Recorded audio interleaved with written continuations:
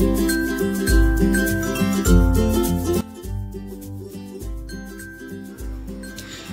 সকাল বন্ধুরা, কেমন আছো সবাই? কোজাগরির একটি নতুন ভ্লগে তোমাদের স্বাগত। বহুদিন পর জানেন তো একটু স্বস্তির নিঃশ্বাস পেয়েছি। আজ অনেক দিন হয়ে গেল প্রচণ্ড পরিমাণে গরম। কাল থেকে একটু ওয়েদারটা মেঘলা মেঘলা, চারপাশে যে পরিমাণে বৃষ্টিপাত হচ্ছে তার জন্য কিন্তু এই ওয়েদার। হাঁসফাঁস এই গরম থেকে আজ দুদিন হলো যেন একটু রেহাই পেয়েছি। মেয়ের গরমের ছুটিটাও না শেষ হয়ে গেছে। এই গরমে কেন স্কুল পাঠানো যায় বলুন তো? যে পরিমাণে গরম, রাস্তাঘাটের যে অবস্থা, তার কি করা যাবে? স্কুল যখন খুলে গেছে যেতে তো হবেই। তবে হ্যাঁ, গরম শেষ না হলেও গরমের ছুটিটা কিন্তু শেষ হয়েই গেছে। এবছর আমাদের উত্তরবঙ্গের টেম্পারেচার ওই 42 থেকে 44-এর মধ্যে আপ ডাউন করছে। এত দুর্বিষহ গরম যা সহ্য করা খুব কঠিন হয়ে পড়ছে। আপনারা তো সকলেই জানেন, একটু সকাল সকালে ঘুম থেকে উঠতে হয়। ওই ধরুন 4:30 থেকে 5টা নাগাদ উঠে যাই। মোটরে জল ওঠার খুব সমস্যা হচ্ছে, যার জন্যই কিন্তু ভোরবেলা ওঠা। তো সকাল সকাল উঠে সমস্ত কাজকর্ম সারা হয়ে গেছে। আর আজকে সকালের একটু জলখাবারও হয়ে গেছে। আজ আর ভাবছি বিশেষ কিছু রান্না করব না। মানে বিশেষ বলতে 9 দিন হলো নিরামিষ খাচ্ছি। আমার জ্যাঠা শ্বশুর মারা গেছে। আবার আমার শ্বশুর মারা যাওয়ার 1 মাস পরেই আমার জ্যাঠা শ্বশুর আবার মারা গেল। আবার শুরু হয়ে গেছে নিরামিষ। তো 9 দিন হয়ে গেল আজকে, কালকে 10 দিন। কালকে থেকে আবার ধোয়া কাচাও শুরু করতে পারবো, তখন দিনটা একটু তাড়াতাড়ি কাটবে। তো আজ ভাবছি একটু পোলাও করব। কারোর আর মুখে রুচছে না সেই ডাল তরকারি, একঘেয়ে নিরামিষ খাবার। তাই জন্যই ভাবছি আজ একটু পোলাও আর একটু আলুর দম করব। আর সেই ভিডিওটাই তোমাদের সাথে আজ শেয়ার করব। রান্না বসানোর আগে ওদের সাথে একটু দেখা করে নিই। 2টো দেশি পায়রার বাচ্চা নিয়েছি। যখন এনেছিলাম তখন আরও ছোট ছিল। এই যে সাদা পায়রাটা দেখছো, এটার কিন্তু গায়ের রং ছিল না বললেই চলে, খুবই কম পরিমাণে। আর এই কালো পায়রাটা সাদা পায়রার থেকেও কম ছিল সাইজে। এখন ওরা একটু বড় হয়েছে, 10-12 দিন হয়ে গেছে। ওদেরকে জানেন তো হাতে ধরে খাওয়াই। একদিন ওদের খাওয়ানোর ভিডিও আপনাদের সাথে শেয়ার করব। তো চলো, ওদের সঙ্গে দেখা সাক্ষাৎও কিন্তু হয়ে গেছে। বড্ড ভয় পাই, একটু ধরতে গেলেই লাফালাফি করে।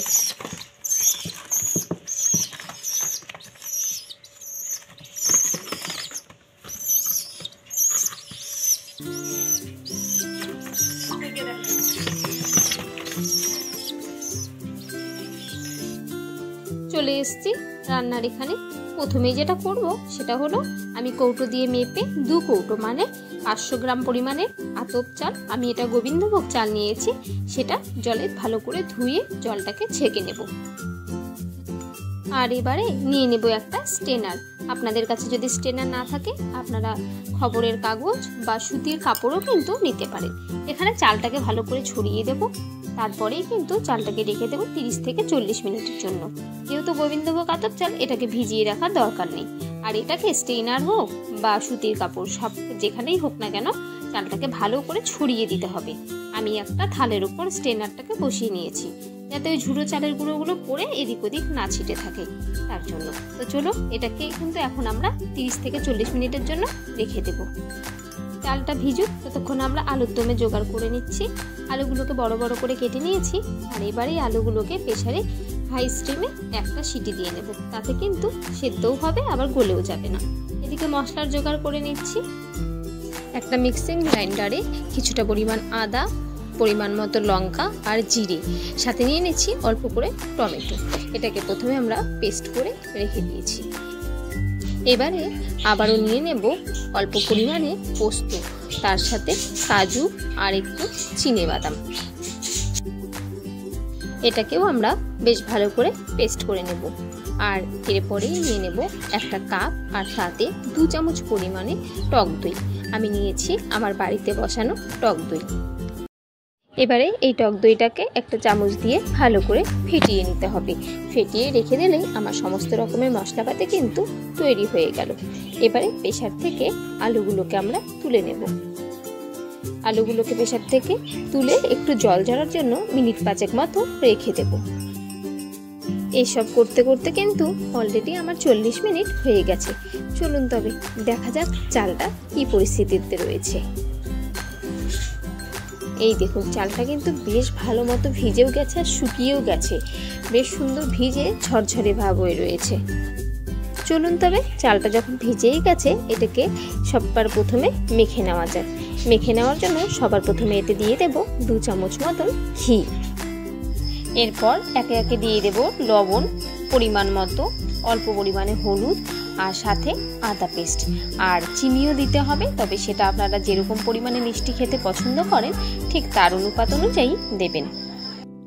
এবারে সমস্ত উপকরণগুলিকে বেশ ভালো করে মেখে নিতে হবে, আর এটাকে ভালো করে মেখে নেওয়ার পরে রেখে দিতে হবে 30 মিনিটের মতো। আমি একটা হাতা দিয়ে এটাকে বেশ ভালো করে মেখে নিচ্ছি, আপনারা চাইলে এটাকে হাত দিয়েও মাখতে পারেন। এটা মাখা হয়ে গেলে এটাকে ঢেকে রেখে দেব 30 মিনিটের জন্য। আর সেই ফাঁকেই কিন্তু আমি তৈরি করে নেব আলুর দম। আলুটা আগেই আমরা প্রেসারে সিটি দিয়ে রেখেছি।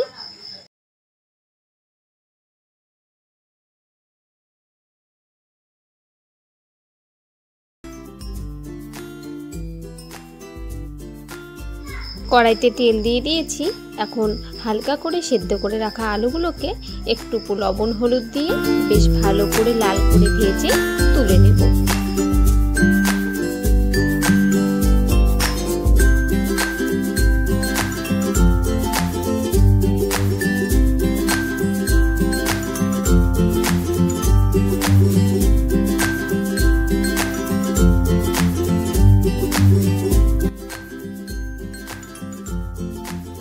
আলুটাকে আমি উল্টে পাল্টে লাল করে ভেজে নিয়েছি। এবার আর আলুটা কড়াই থেকে তুলব না, মাঝে একটু ফাঁক করে এতে দিয়ে দেব জিরে, তেজপাতা আর একটা শুকনো লঙ্কা ফোড়ন।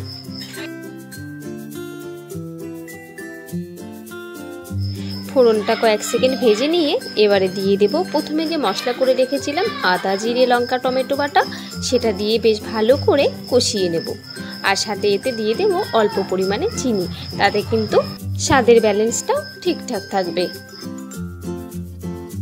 আলুটাকে মশলার সাথে বেশ ভালো করে কষিয়ে নিয়েছি, তাতে যতটুকু সেদ্ধ হওয়া বাকি ছিল সেটাও কিন্তু সেদ্ধ হয়ে যাবে।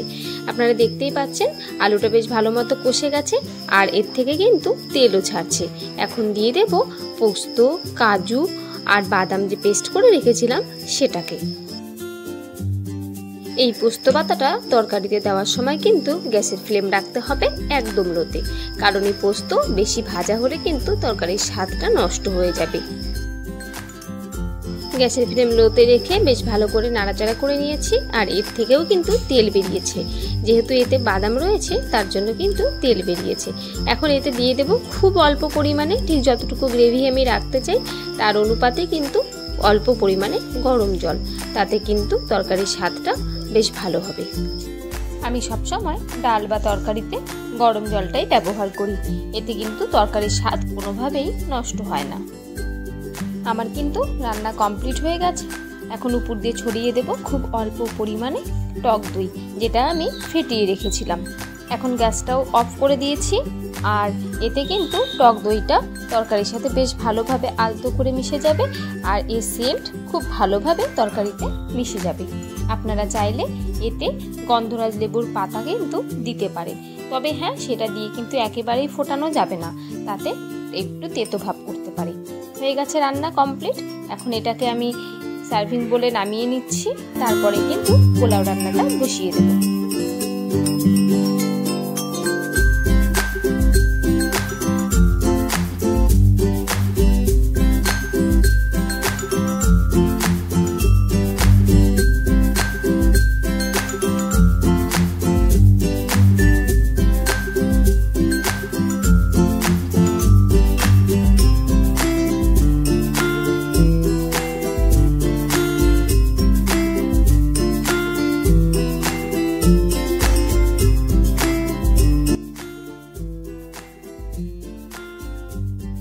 আপনারা দেখতেই পাচ্ছেন এটা কিন্তু দেখতে ভীষণ সুন্দর হয়েছে।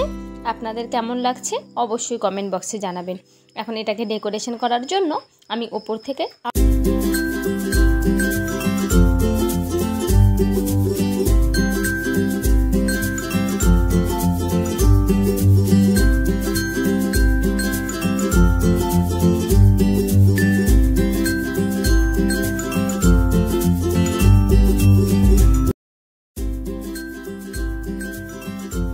গ্যাসে হাঁড়ি বসিয়ে দিয়েছি, গ্যাসের ফ্লেমটা রেখেছি একদম লোতে। আর এখন এর মধ্যে দিয়ে দেব 25 গ্রামের মতন ঘি। যেহেতু হাফ কেজি চাল নিয়েছি তার জন্য কিন্তু 25 গ্রামের মতো ঘি দিতে হবে। আর এর সাথে দিয়ে দিচ্ছি তেজপাতা আর গোটা গরম মশলা। গোটা গরম মশলার মধ্যে এলাচ আর লংটা আমি একটু ফাটিয়ে দিয়েছি, তাতে কিন্তু সেন্টটা মিশে যাবে। এখন এটাকে 30 থেকে 40 সেকেন্ডের মতো একটু নাড়াচাড়া করে নেব। এবার আমি কিছু পরিমাণ কাজু বাদাম নিয়ে নিয়েছি, সেই ধরুন ভাঙা কাজু বাদাম, সেগুলোকে এখন এর মধ্যে দিয়ে দেব। আর ওই ধরুন 10 থেকে 15 সেকেন্ডের জন্য সেগুলোকে ভেজে নেব। আর কিছু পরিমাণে কিশমিশ আপনারা যদি বেশি খেতে পছন্দ করে করেন তবে সেই পরিমাণেও কিন্তু আপনারা দিতে পারেন। সেটাকে আমি ধুয়ে রেখে দিয়েছিলাম জল ঝরিয়ে। এখন সেগুলোকে ভালো করে এর সাথে একটু ভেজে নেব। কাজু কিশমিশটা ভাজার সময় একটু খেয়াল রাখতে হবে যাতে এটা বেশি লালচে ভাব না হয়ে যায়। আমার কাজু কিশমিশটা কিন্তু ভাজা হয়ে গেছে। এবারে দিয়ে দেব মেখে রাখা সেই চালটা। চালটাকে এর মধ্যে দিয়ে বেশ ভালো করে 40 থেকে 50 সেকেন্ডের মতো ভালো করে ভেজে নিতে হবে। আর এটাকে ভাজার সময় মনে রাখতে হবে গ্যাসের ফ্লেমটা রাখতে হবে মিডিয়ামে। আর এটাকে বেশ ভালো করে নেড়ে চেড়ে ভেজে নিতে হবে। আর অন্যদিকে আমি জল গরম করে নিয়েছি। যেহেতু আমি চাল নিয়েছি হাফ কেজি, তাই জন্য কিন্তু আমি 1 কেজি মানে 1 লিটারের মতো জল গরম করে নিয়েছি। আর সেই সবটাই জল কিন্তু লেগে যাবে। আপনাদেরকে একটা হিসাব সবসময় মনে রাখতে হবে যে আপনারা পোলাওতে যে পরিমাণে চাল দিবেন ঠিক তার ডবল পরিমাণে কিন্তু আপনাদেরকে জল দিতে হবে। যদি আপনারা 1 কেজি চাল নিয়ে থাকেন সেখানে আপনাদেরকে 2 লিটারের মতো গরম জল দিতে হবে। আর এখন জল আমি দিয়ে দিয়েছি, গ্যাসের ফ্লেমটা রেখেছি হাইতে। এটা একবার একটু ফুটে আসতে দেব, তারপরে কিন্তু গ্যাসের ফ্লেমটা কমিয়ে দেব। তোমরা দেখতেই পাচ্ছ যে পোলাওয়ের জলটা কিন্তু ফুটে গেছে। এখন আমি এটাকে ঢেকে দেবো আর গ্যাসের ফ্লেমটা রাখবো একদম লোতে। 10 মিনিট পরে খুলে নিয়েছি। এখন এটাকে একটু ভালো করে নাড়াচাড়া করে নেব। সব যে বাদামগুলো রয়েছে সেগুলোও মিশে যাবে। দেখো বেশ অল্প কিন্তু জল জল পরিমাণ রয়েছে। এটাকে ভালো করে নেড়ে গ্যাসের ফ্লেমটা কমানোই রাখবো। আর 5 মিনিটের জন্য কিন্তু আবারও ঢেকে দেবো। এতে যে বাড়তি জলটা রয়েছে সেটাও শুকিয়ে যাবে আর সেদ্ধটাও কিন্তু বেশ ভালো মতো কমপ্লিট হয়ে যাবে। পোলাওটাও হয়ে যাবে ঝরঝরে। ভালো করে নেড়ে নিয়েছি। এখন এতে দিয়ে দিলাম কয়েকটা চেরা কাঁচা লঙ্কা আর উপর দিয়ে ছড়িয়ে দেব একটু গোলমরিচের গুঁড়ো। তারপরেই কিন্তু মিনিট 5 জন্য আবারও ঢেকে দেব।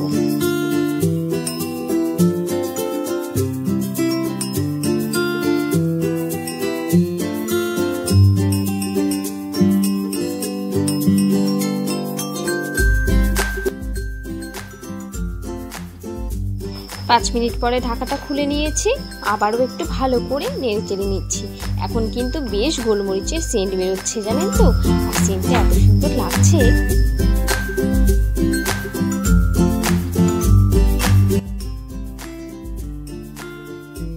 এখন উপরে একটু ঘি ছড়িয়ে দেব, তাতে কিন্তু ঘির একটু বাড়তি সেন্টও পাওয়া যাবে। আমরা একটু ঘিটা খেতে বেশ ভালোবাসি, তার জন্যই কিন্তু এটা আপনারা স্কিপও করতে পারেন। এত সুন্দর সেন্ট বেরিয়েছে, তাতে কিন্তু মেয়ের খিদেও পেয়ে গেছে, তাই ওর জন্য কিন্তু তুলে নিচ্ছি। দেখো পোলাওটাও কেমন হয়েছে, সুন্দর বেশ ঝরঝরো আর একটু ঠান্ডা।